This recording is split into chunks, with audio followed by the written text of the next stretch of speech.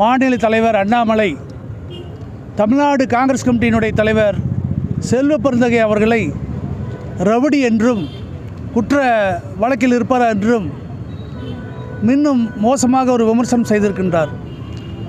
Tamil Nadu Congress committee தலைவரை பாரதிய ஜனதா கட்சியினுடைய தலைவர் விமர்சிப்பது வன்மையாக கண்டிக்கப்பட வேண்டியது. விமர்சிக்கக்கூடிய நபர் இன்றைக்கு பாரதிய ஜனதா கட்சியில் ஊழல்வாதிகளையும் காம வெறியர்களையும் ஏமாற்று பேர்வர்களையும் சேர்த்து அரசியல் செய்து கொண்டிருக்கின்றார்.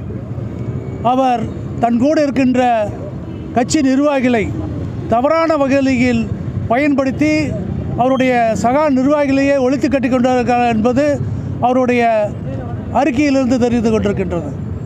பாரதிய ஜனதா கட்சியினுடைய சித்தாந்தம் மக்களை வேறுபடுத்தி பார்ப்பது, ஜாதி ரீதியாக உணர்வுகளை தூண்டிவிடுவது, மத ரீதியான உணர்வுகளை தூண்டிவிடுவது, அவர்களிடத்தில் நியாயமும் நேர்மையும் எதிர்பார்ப்பது நம்மளுடைய தவறு.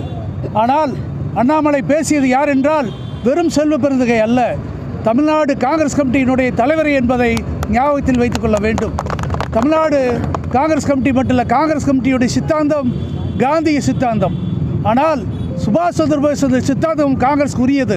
அதை அண்ணாமலை தெரிந்து வைத்திருக்க வேண்டும். அண்ணாமலையை கோவையில் மட்டுமல்ல அரவக்குறிச்சியிலும் மக்கள் ஓடோட விரட்டி இருக்கின்றார்கள். அதை புரிந்து தன்னுடைய தகுதி என்ன என்று தெரிந்து அண்ணாமலை பேச கற்றுக்கொள்ள வேண்டும். இந்த நேரத்தில் அண்ணாமலையை வன்மையாக கண்டிக்கின்றோம். இது போன்ற காங்கிரஸ் கட்சியினுடைய தலைவர்களை அத்துமீறி விமர்சிப்பதை நிறுத்தி கொள்ள வேண்டும். இல்லை என்றால் அதுக்குண்டான பலனை பாரதிய ஜனதா கட்சியும் அண்ணாமலையும் அனுபவிப்பார்கள் என்று எச்சரிக்கை செய்கின்றோம்.